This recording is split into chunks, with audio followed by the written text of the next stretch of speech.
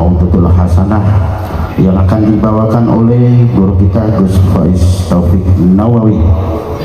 Kepadanya kami persilakan. Sallu ala Nabi Muhammad. Ya habibi ya habibi ya habibi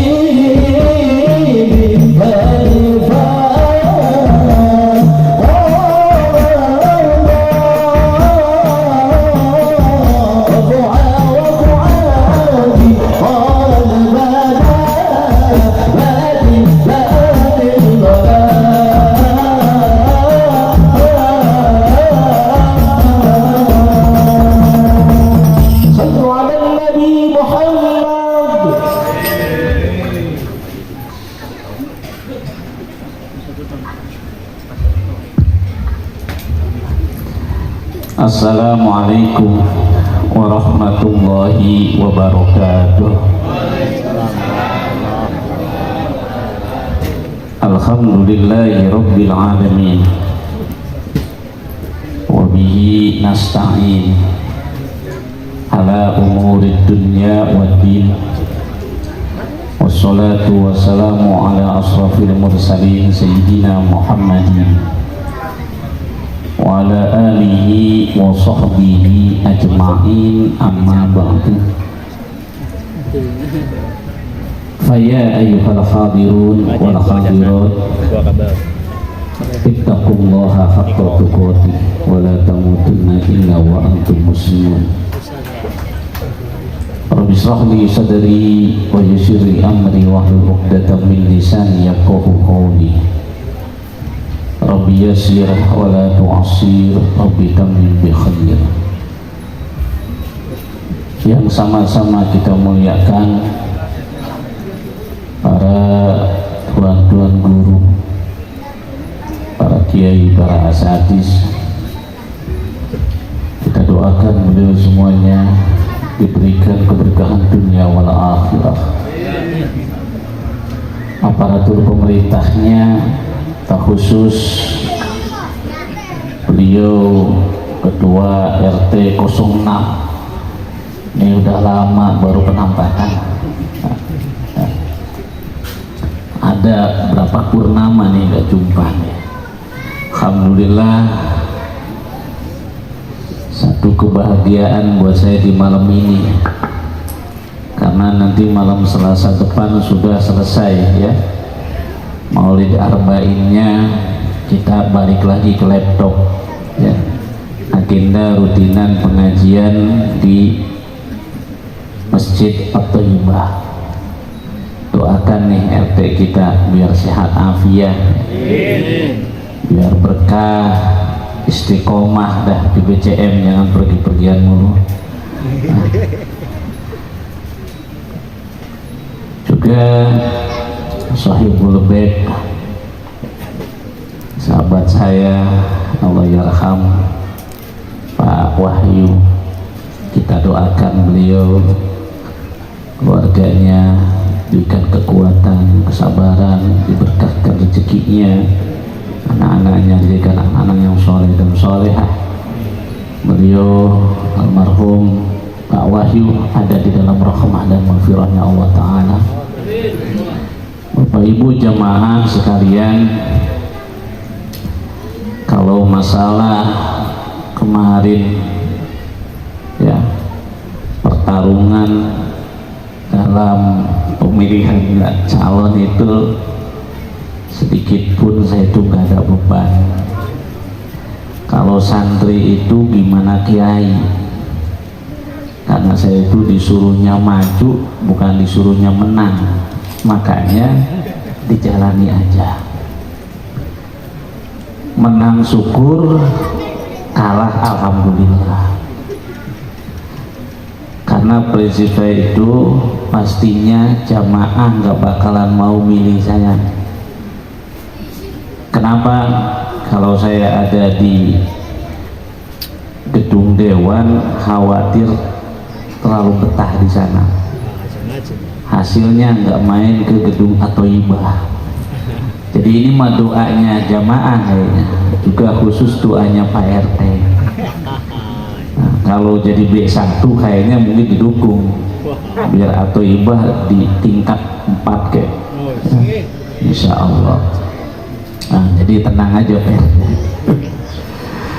Alhamdulillah di malam-malam akhir daripada Arba'in ini saya itu sedikit khawatir kemarin itu karena jadwal umroh itu kadang saya suruh berangkat duluan yang sudah-sudah seperti itu, dan alhamdulillah sesuai jadwal, cuma di luar prediksi. Saya pikir berangkatnya hari Rabu, ternyata malam Rebo. Jadi kasihan itu Masjid Al-Ittihad, jadwal saya di Al-Ittihad tidak bisa ngisi. Insya Allah digantikan sama Ustaz Salib Nawawi insya Allah. Nah Bapak Ibu jemaah rahimakumullah, Maulid Arba'in di malam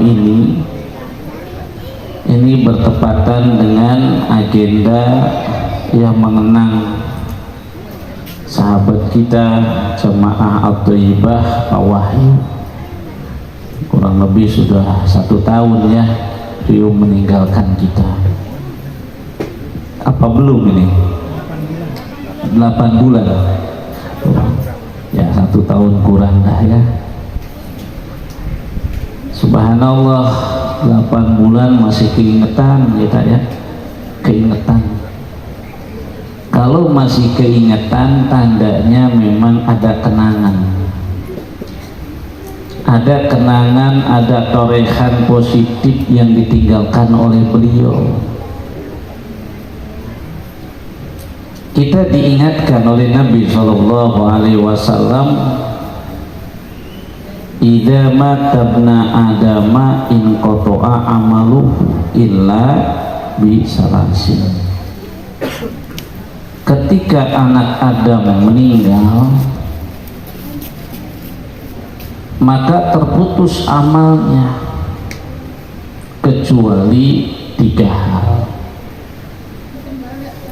Shadaqatin jariyatin aw ilmin yuntafa'u bihi aw waladin shalihin yad'u lahu. Yang pertama adalah sedekah jariyah. Beliau sudah tiada,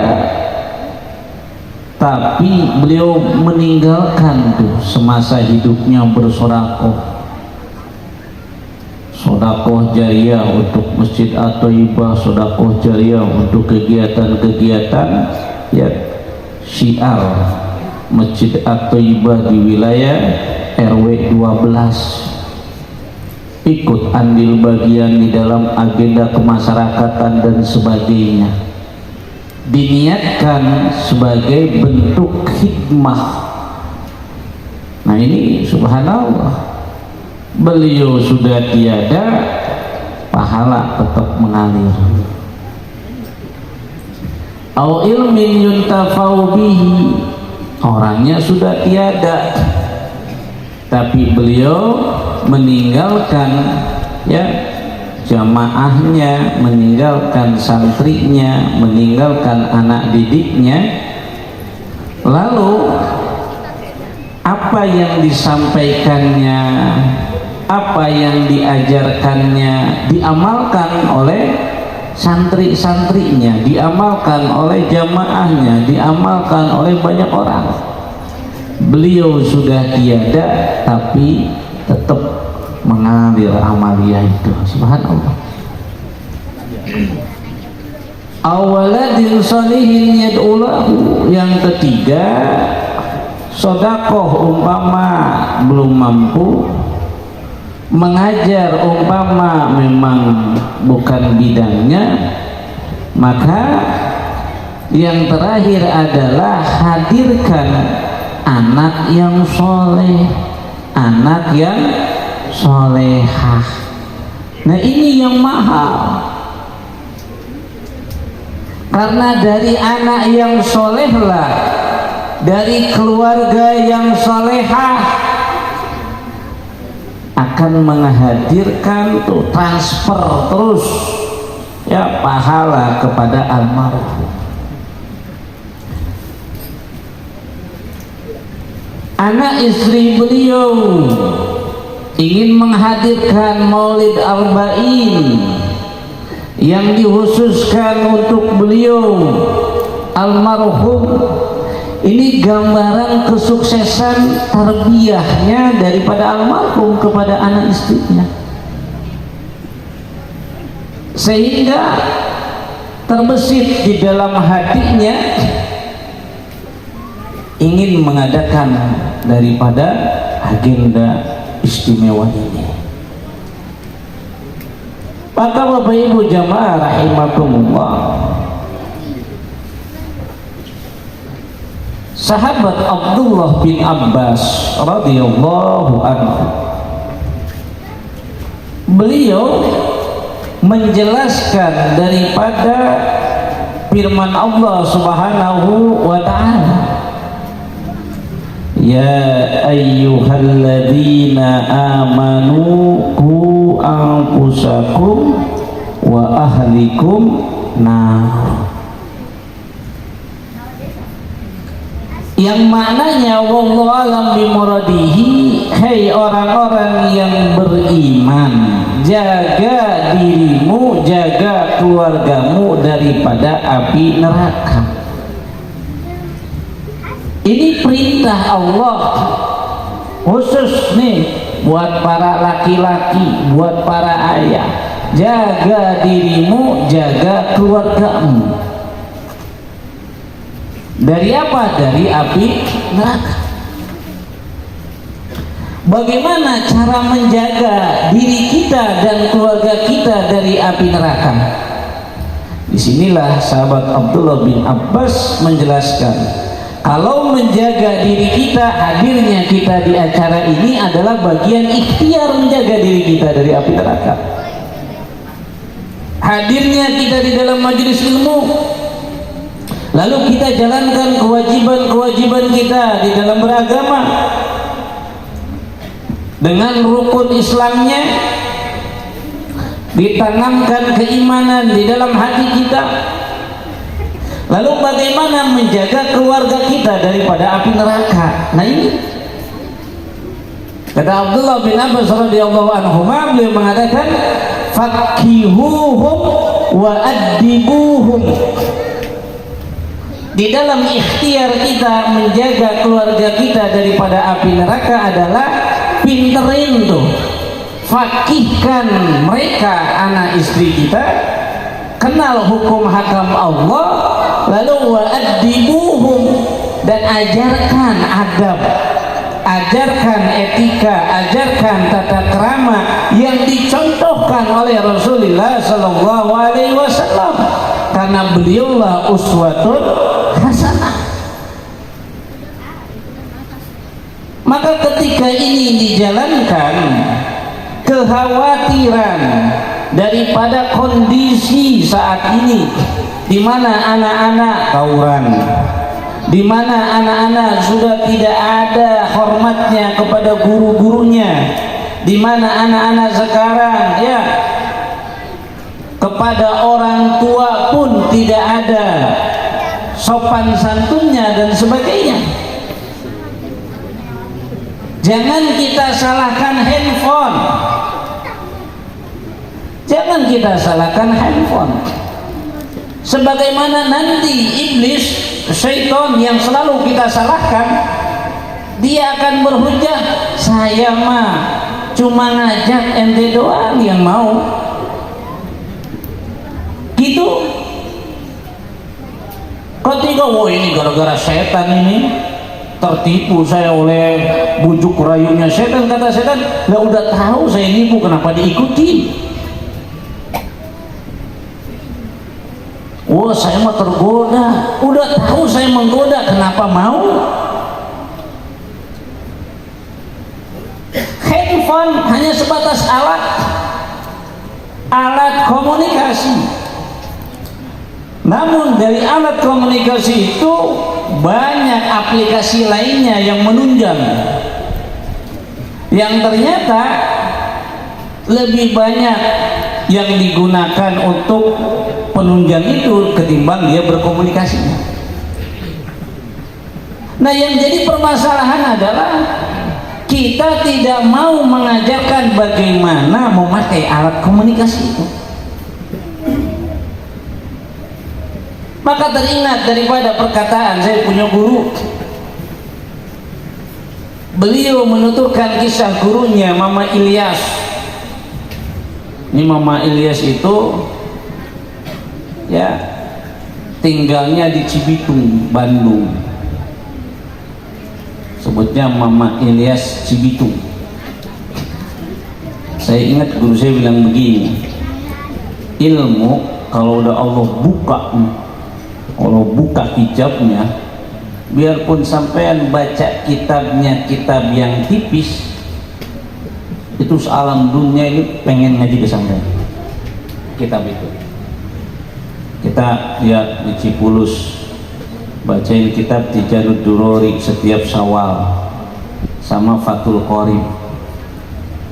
Kitab kalau bicara levelnya ya level dasar, tapi itu yang setiap tahun ngaji di sana sampai 1000 orang ya. 5 hari setelah lebaran pada ke sono, bukannya pada ke ujung genteng, bukan ya, tapi ke sono itu. Nah, itu kenapa ketika dibuka hijabnya, termasuk Mama Ilyas ini yang dibuka hijabnya adalah ilmu nahu, kitabnya Ajurumiyah. Kitab Ajurumiyah bukan Imriti, bukan Mutamimahnya, ataupun bukan Alfiyahnya, Ajurumiyahnya. Sampai guru saya cerita, di masa itu ada cerita kalau di Cianjur ya dianggap nggak sempurna kekiaiannya, nggak sah katanya kekiaiannya kalau belum ngaji Ajurumiyah ke Mama Ilyas. Sampai seperti itu. Di antara khawariknya Mama Ilyas waktu mondok, nah makanya nih kalau kita punya anak-anak kita, kadang kalau di pondok itu kan ya digojolok-gojolokan itu udah nggak aneh, tapi kalau ya mentalnya mental cemen, biasanya Mama Ilyas itu badannya kecil, sama seniornya selalu suruh masak, suruh ini dan sebagainya. Wah, lama-lama awalnya Mama Ilyas itu sabar, tapi lama-lama kesel juga. Saking keselnya, yuk ngumpet lah. Di mana? Di pohon. Ngumpetnya di pohon. Tapi di pohon itu nggak sebentar. Kalau cerita guru saya sampai 2 minggu itu dicariin, lemarinya ada, bajunya ada, orangnya nggak ada. Ternyata beliau itu di pohon 2 minggu. Kalau pengakuannya di pohon karena capek sama teman-temannya suka disuruh, pengen ngapalin kitab Ajurumiyah, naik pohon dah 2 minggu, kagak makan, kagak sholat, kagak mandi dan sebagainya. Itu namanya masa-masa ya dalam hal itu ya tidak terikat hukum karena dilupakan. Dicari, tau-taunya jatuh dari pohon baru ketemu 2 minggu. Nah, nasihat Mama Ilyas kepada santrinya ya, anak itu nggak usah diajarin nyari duit, anak itu nggak usah diajarin nyari makan. Kenapa? Karena sudah menjadi wataknya manusia kalau lapar pasti nyari makan. Anak kita lapar pasti mainnya kemana? Ke dapur ya, nyari dapur, ada apa nih, nasi, ada masakan apa dan sebagainya. Tapi kalau anak kita ya nih yang diajarinnya cari makan doang, ya itu mah sama aja ngajarin berenang ke ikan. Lalu apa yang harus diajarin untuk anak kita, kata Mama Ilyas? Anak mah ajarkan hukum halal dan haram, biar kalau perutnya lapar nyari makannya nggak ke dapur tetangga. biar kalau dia perutnya lapar nggak main ke warung orang ngambil yang bukan haknya. Nah ini faqihuhum, ajarkan anak kita hukum hakam Allah. Jadikan anak-anak kita yang faqih, yang ngerti kepada hukum hakam. Ini nih ikhtiarnya seorang ayah wajib. Almarhum sering WhatsApp saya dulu, Kang, saya mau sekolahin anak ke sini, gimana pondoknya? Oh, saya kenal pilihnya, itu sahabat saya. Yang terakhir, Kang, ini anak saya ini mau ke ini, kan kemana? Ke Cipasung. Ah, pas banget adik saya itu nikah sama ponakannya Kiai Cipasung, dengan Abun ponakannya. Nah, seperti itu kamu sering kalau nanyain apa dan sebagainya. Tidak bisa kita mengajarkan anak kita, maka arahkan anak kita sebagai bentuk ikhtiar. Bapak Ibu jamaah rahimakumullah, ketika di akhirat kelak, ini kita ini akan masing-masing dengan keluarga kita. Tapi ketika di dalam hisab ternyata anak kita, istri kita yang kita banggakan itu akan mengadukan kita ketika kita tidak mengenalkan hukum hakam Allah kepada anak istri. Diriwayatkan di dalam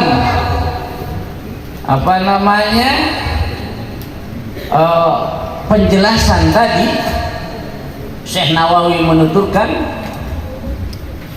nanti di yaumul kiamah anak istri kita mengadu kepada Allah.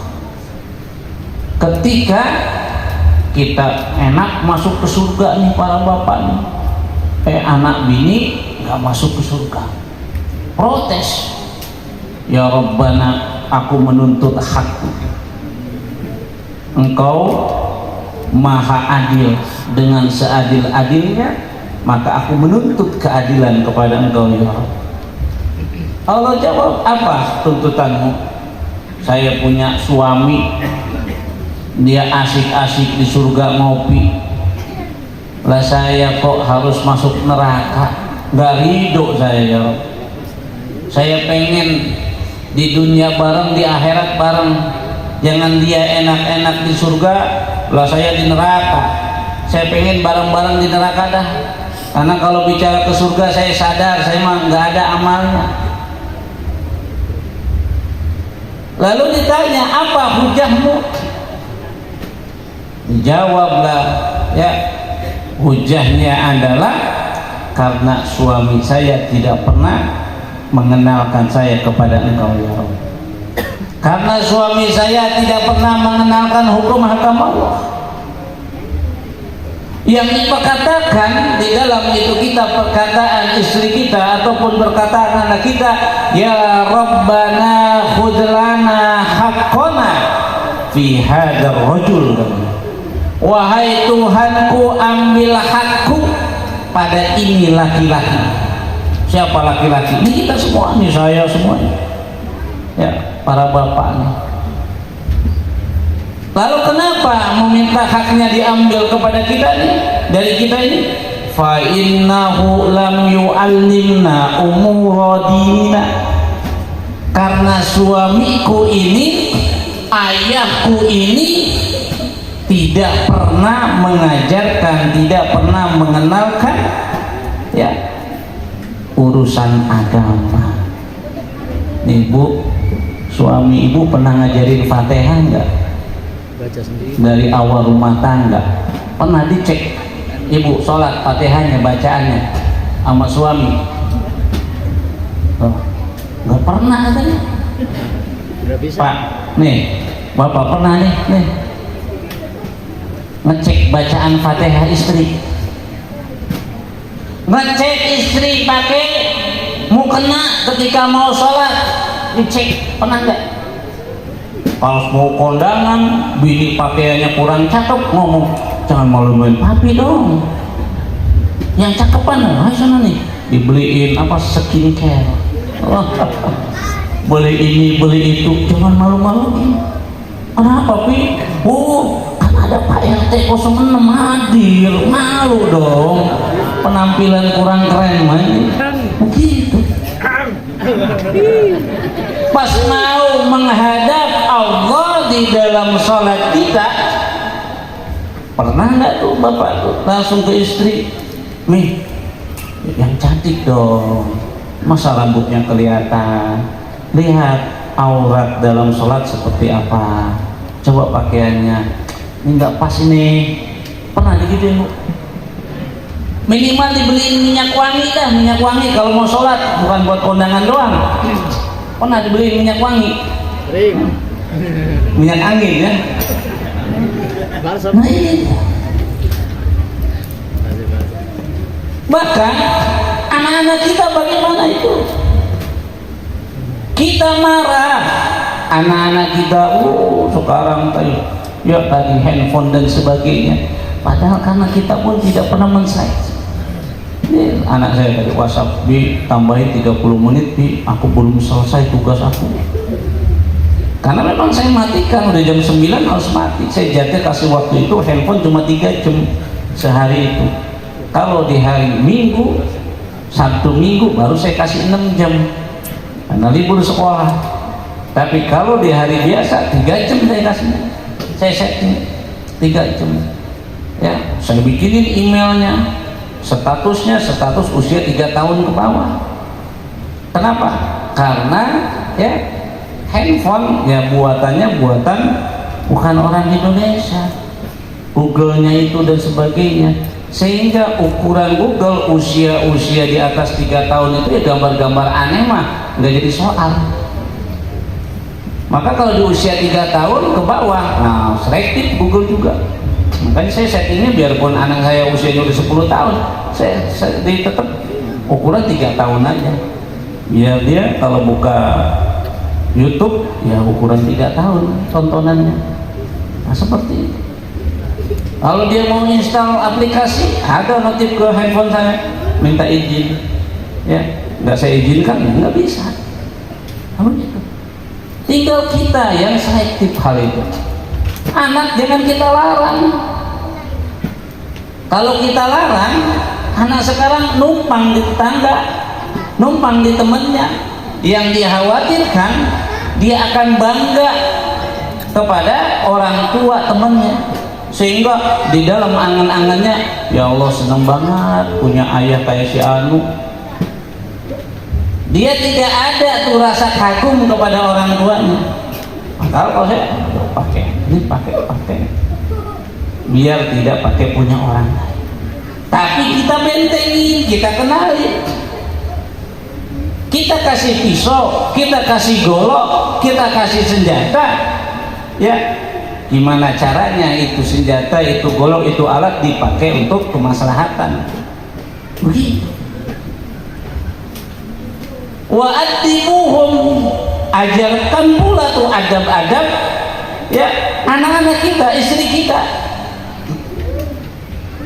Gimana ngobrol sama yang lebih tua, gimana ngobrol yang seusia, gimana ngobrol kepada gurunya, gimana ngobrol kepada orang tuanya.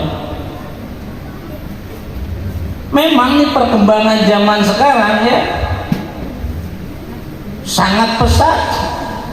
Kalau dulu anak-anak kita cukup dengan bahasa pamali habis perkara itu. Ini pamali selesai itu kalau udah bicara pamali. Kalau sekarang pamali udah nggak berlaku. Mana dalilnya? Kalau begitu dikasih dalil soheh apa doi, begitu sekarang mah ya. Makanya ketika adab itu dihadirkan, kita pahami ya, adab itu fauqul ilmi, adab itu di atas ilmu. Maka Sufyan bin Uyainah radhiyallahu anhu, beliau menasihati kepada anaknya, ij'al ilmaka milhan wa adabaka daqiqan, jadikan ilmumu seumpama garam, etika akhlakmu seumpama tepung. Maka yang diperlihatkannya apa? Buahnya daripada garam dan tepung itu roti. Ketika bikin roti, adonannya ya tepungnya sekilo, garamnya sekilo, beres sudah. Garam sedikit aja, tapi yang diperlihatkan akhlaknya. Tidak sedikit dia merasa bangga dengan keilmuannya, mengenyampingkan daripada etikanya. Nah, oleh karena itu jamaah rahimakumullah, yuk di malam Maulid Arba'in ini kita ambil hikmah ya, bagaimana Rasulullah SAW menghadirkan ya daripada pendidikan tarbiyah kepada para sahabat-sahabatnya, kepada para keluarganya, kepada para keturunannya, yang menghiasi di dalam setiap langkah kita. Dan kita ambil tarbiyah daripada sahabat kita ya, Pak Wahyu yang meninggalkan keluarganya ya, anaknya yang masih kecil juga dan sebagainya, tapi tergores di dalam keluarganya hal yang positif tentang beliau, dan kita pun mengingat akan aktivitas beliau ya selama hayatnya. Beliau aktif di majlis dan sebagainya, walaupun kerja tetap bisa menyempatkan, sehingga nih buahnya sekarang yang dirasakan, buahnya sekarang yang dirasakan. Dan tentunya kita tinggal nunggu giliran. Nggak tahu sekarang, nggak tahu besok, nggak tahu kapan kita pun akan menyusul. Maka yang harus kita persiapkan adalah yuk kita tanam ya, tanam kebaikan, tanam kebaikan, sehingga ketika nyawa kita sudah tiada tetap mengalir pahala untuk kita semuanya. Jemaah rahimakumullah, pas setengah 11 ya, cukup dah segini, jangan malam-malam lah, besok pada bekerja ya. Soalnya tadi sama nih, tadi sebenarnya kan biasa selesai jam 10 ya, cuma karena agendanya padat, alhamdulillah ya, mulainya jam 10 kurang dikit, setengah jam cukup insya Allah. Mohon doanya besok malam saya take off ya, menuju Jeddah insya Allah, dari Jeddah ke Madinah. Nah, memang ini kalau jamaah ya, dulu saya waktu mondok itu, karena mondoknya dulu pernah di Jawa Timur. Nah sekarang ini dari saya berangkat umroh itu selalu jamaahnya itu orang Jawa mulu. Yang sekarang berangkat juga insya Allah cuma 10 orang. Nah tapi 10 orang ini ya 9 orang dari Jawa, 1 orang Sunda. Nah, tambah saya, jadi 2 orang Sundanya, sisanya orang Jawa, orang Kediri, orang Terenggale ya, dan lain-lainnya. Tapi tiang-tiang jauh. Nah, dulu waktu mondok memang saya tinggalnya nggak di asrama, di angkring, gabungannya orang-orang Kebumen sama orang Madura ya, lingkungannya sekarang malah ketemu lagi gitu kan. Alhamdulillah ya, insya Allah mudah-mudahan kita semua barokah daripada Maulid Arba'in ya. Saat ini kita menghadirkan daripada kisahnya Rasulullah, kita berharap akan perjumpaan dengan Rasulullah, kita berharap syafaatnya Rasulullah, dan mudah-mudahan kita diberikan kesempatan untuk bisa ziarah kepada Rasulullah Sallallahu Alaihi Wasallam. Jalan, nah tinggal tanyakan Ustaz Irfan, insya Allah ya. Mudah-mudahan tanpa kita harus bersusah payah ya, Allah mudahkan kita untuk bisa ziarah ke tanah suci. Khususkan yuk Fatihah untuk almarhum Pak Wahyu sampai usulnya ya. Semoga semoga ada di dalam rahmah dan maghfirahnya Allah Ta'ala. Khususkan juga Fatihah untuk ayah bunda kita yang sudah tiada, semoga ada di dalam rahmah dan maghfirah Allah Ta'ala. Khususkan Fatihah kepada para pejuang-pejuang Arba'in, ya, Maulid Arba'in yang sudah meninggalkan kita, semoga ada di dalam rahmah dan maghfirahnya Allah Ta'ala. Khususkan Fatihah untuk anak istri kita, ibu, untuk suami dan putra putri ibu, semoga dijadikan anak-anak yang soleh dan soleha, suami yang soleh, suami yang membawa keberkahan dunia wal akhirah, dan dihadirkan istri yang soleha, istri yang menjadikan ya rumah tangga yang sejahtera, sakinah, mawaddah, rahmah, yang menjadikan surga dunia dan surga akhirat. Bismillahirrahmanirrahim. A'udzubillahi minasyaitonir rajim. Bismillahirrahmanirrahim. Alhamdulillahi rabbil alamin, arrahmanir rahim, maliki yaumiddin. Iyyaka na'budu wa iyyaka nasta'in. Ihdinas siratal mustaqim, siratal ladzina an'amta 'alaihim ghairil maghdubi 'alaihim waladdallin. Allahumma shalli ala habibina wa syafiina wa maulana wa sallim wa radiyallahu tabaraka wa ta'ala kulli sahabati rasulillahi ajma'in. Amin ya Allah ya rabbal alamin. Alhamdulillahi rabbil alamin, hamdan yuwafi ni'amahu wa yukafi majida. Ya rabbana lakal hamdu kama yanbaghi li jalali wajhikal karim sultan. Allahumma aghnina bil ilmi wa zayyinna bil ilmi wa akrimna bil taqwa wa jammilna bil afiyah. Allahumma ij'alna khairan mimma yajunnun wa la tu'akhidna mimma yaqulun waghfir lana ma la ya'lamun. Allahumma ij'al jam'ana hadha jam'an marhuman wa tafarruqana min ba'dihi tafarruqan ma'suman. Allahumma rizqna mutaba'atan li Rasulillah sallallahu alaihi wasallam warzuqna syafa'atahu yaumal qiyamah warzuqna ziyaratahu fi kulli sanah. Allahumma bihaqqi sayyidina Muhammad wa ali sayyidina Muhammad arina wajha sayyidina Muhammad hadan wa ma'alan. Rabbana atina fid dunya hasanah wa fil akhirati hasanah wa qina adzabannar. Wa sallallahu sayyidina Muhammadin nabiyil ummi wa salamun ala mursalin walhamdulillahi rabbil alamin. Mohon maaf atas segala kekurangan. Wallahu muwaffiq ila aqwamit. Assalamualaikum warahmatullahi wabarakatuh.